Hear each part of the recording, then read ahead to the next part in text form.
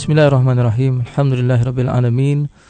Wassalatu wassalamu ala asyrafil anbiya'i wal mursalin wa ala alihi wa sahbihi ajma'in. Rabbi shrah li sadri wa yassir li amri wa hlul 'uqdatam min lisani yafqahu qawli. Subhanaka la ilma lana illa ma 'allamtana innaka antal alimul hakim. Assalamualaikum warahmatullahi wabarakatuh. Para pendengar IKIM FM yang dirahmati Allah sekalian, alhamdulillah kita masih lagi dipertemukan untuk bersama-sama dalam motivasi pagi. Dan hari ini kita harapkan Ramadan kita menjadi sesuatu yang lebih baik daripada hari-hari yang sebelumnya. Dalam proses kita menghabiskan Ramadan, menyelesaikan Ramadan, bulan yang penuh barakah ini. Dan masih lagi kita meneruskan kehidupan kita seperti biasa. Taklah pula bila Ramadan datang, kita jadi orang yang maknanya pasif dan sebagainya. Kita kena teruskan kehidupan kita sebagaimana biasa. Dan itulah kelebihan kita sebagai orang yang berpuasa, yang namanya Muslim dan mukmin.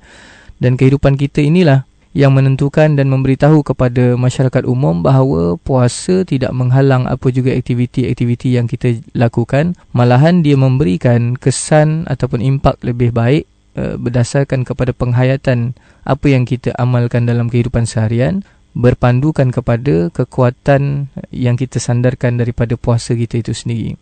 Tuan-tuan dan puan-puan sekalian, bila kita melihat bulan Ramadan, sudah pasti ada beberapa perkara yang boleh kita ambil iktibar daripada bulan Ramadan itu sendiri. Dan antara yang boleh kita ambil iktibar daripada Ramadan itu sendiri adalah Al-Quranul Karim.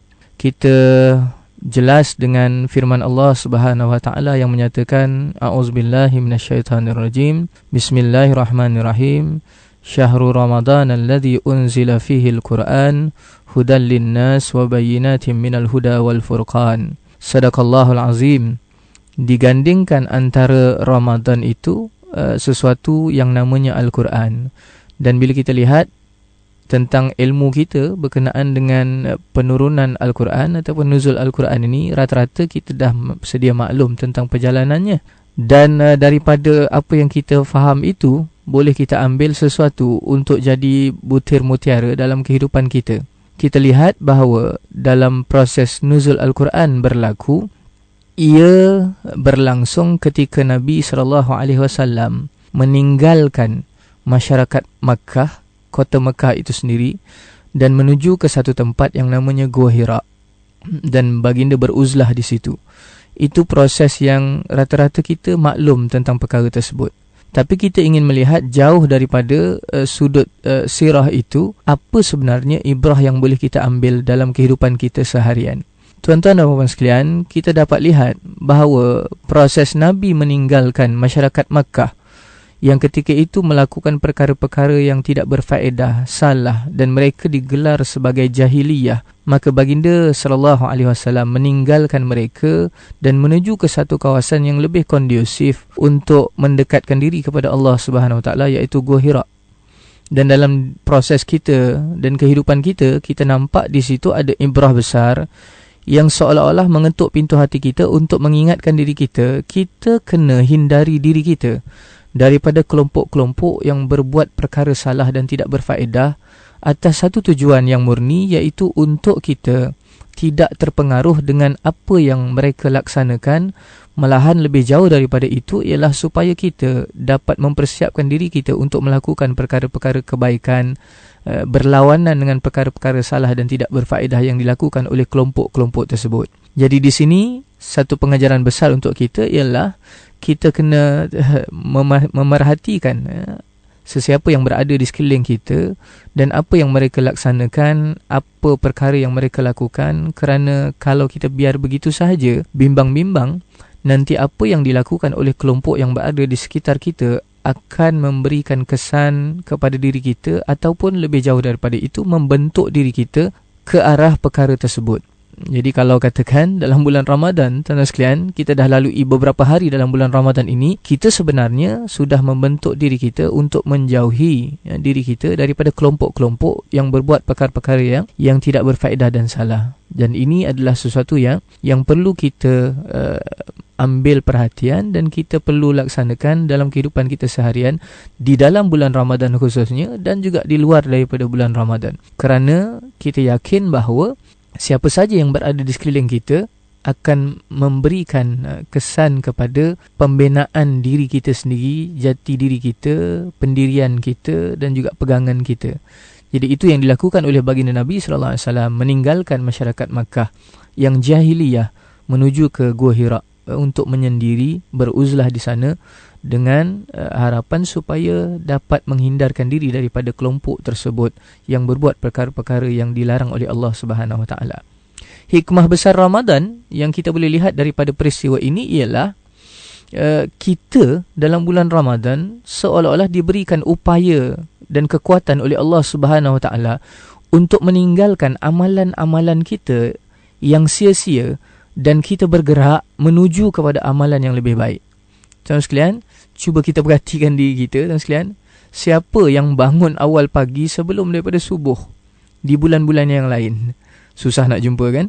Tapi dalam bulan Ramadan, kita ada upaya untuk meninggalkan amalan bangun lewat itu dengan bangun awal pagi sebelum subuh. Dan itulah kita sekarang. Sepanjang bulan Ramadan, kita bangun lebih awal daripada waktu-waktu biasa. Dan kita mampu lakukan dengan upaya yang diberikan oleh Allah SWT. Maknanya kita bergerak daripada amalan kita yang biasa-biasa, yang tidak berfaedah itu, kepada amalan yang lebih baik. Cuba tanya diri kita, siapa yang duduk makan bersama dengan family? Maknanya ada ruang masa makan bersama dengan keluarga. Dan cukup lengkap semua keluarga tu. Sama ada kita makan waktu yang sangat kritikal, waktu mengantuk-ngantuk tu, waktu sahur, tapi kita makan dengan penuh keterujaan bersama dengan family, anak ada, isteri ada, family keseluruhannya ada, dan boleh orang kata senyum, gelak, ketawa, bergurau di awal pagi, yang kadang-kadang nak suap makanan pun sebenarnya di hari-hari lain dan sekalian adalah sesuatu yang sangat tidak masuk akal. Tapi kitalah itu orangnya. Maknanya upaya itu Allah SWT berikan kepada kita daripada amalan biasa. Maknanya susah sangat nak duduk makan bersama dengan family, tapi dalam bulan Ramadan kita bergerak kepada amalan yang sangat baik, dianjurkan oleh siapa-siapa juga yang bercerita tentang keupayaan ataupun kekuatan sesebuah keluarga, iaitu makan bersama. Kita bukan sekali, bukan dua kali, malahan lebih daripada 2 kali lah. Kalau kita tengok waktu makan sahur, kita makan bersama family, berbuka bersama family, malahan kadang-kadang orang kata apa, sambung balik tu, moreh tu pun bersama dengan family dan sekalian. Dan itu adalah kita hari ini dalam bulan Ramadan. Dan mari kita tengok juga siapa kita yang sekarang ini, bila kita tengok kiri, tengok kanan dan tengok diri kita, ada dalam surau, ada dalam masjid kita, dan benar-benar kita memelihara waktu salat dengan menjaganya, iaitu kita bersiap siaga sebelum daripada beberapa minit masuknya waktu salat. Bergegas tuan sekalian, waktu-waktu yang kritikal yang selalunya tidak berjamaah, iaitu zuhur dan asar, menjadi satu waktu yang kita nampak bahawa diri kita berupaya melakukan perkara tersebut dalam konteks solat berjamaah. Waktu-waktu yang saya sebutkan tadi, zuhur, asar, subuh, kita sebut. Jadi itu semua adalah diri kita. Dan kita sebenarnya sedang bergerak daripada suasana yang kurang baik kepada suasana yang lebih baik. Tuan-tuan dan sekalian, inilah yang kita kena kekalkan dalam kehidupan kita, dalam kita menghadapi Ramadan. Dan jangan sekali-kali kita berpatah balik. Ruginya kalau dah beberapa hari kita orang kata bersinergi dengan suasana dan juga dengan sesuatu yang baik, iaitu kita tinggalkan amalan-amalan dan juga orang kata perbuatan-perbuatan kita yang biasa-biasa sebelum ini kepada amalan yang lebih baik. Dengan mengambil ibrah daripada Nabi sallallahu alaihi wasallam yang meninggalkan amalan-amalan yang dilakukan oleh masyarakat Makkah jahiliyah kepada menuju ke Gua Hira untuk mendekatkan diri kepada Allah SWT, maka kita juga sebenarnya sedang mengambil ibrah itu. Jadi saya nasihatkan diri saya dan kita semua, jom kita teruskan Ramadan yang berbaki ini, usah berpatah balik, kita kekalkan perkara-perkara yang telah kita lakukan untuk mengambil ibrah daripada apa yang dapat kita lihat dalam perjalanan sirah Nabi sallallahu alaihi wasallam dalam peristiwa nuzul Al-Quran ini. Dan mari kita sama-sama kita perhatikan apa yang difirmankan oleh Allah Subhanahu wa taala dalam surah Hud ayat yang ketiga.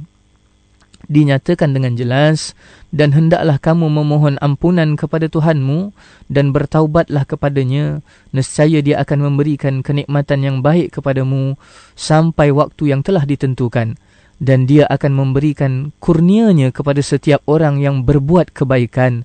Dan jika kamu berpaling, yakni berpatah balik, maka sungguh-sungguh aku takut kamu akan ditimpa azab pada hari yang besar, yakni hari kiamat. Amat benarlah kata-kata dan firman Allah Subhanahu Wa Taala. Mudah-mudahan ada sesuatu yang boleh kita pelajari daripada motivasi kita hari ini. Teruskan Ramadan kita dengan penuh bertenaga. Ramadan Karim. Wassalamualaikum warahmatullahi wabarakatuh.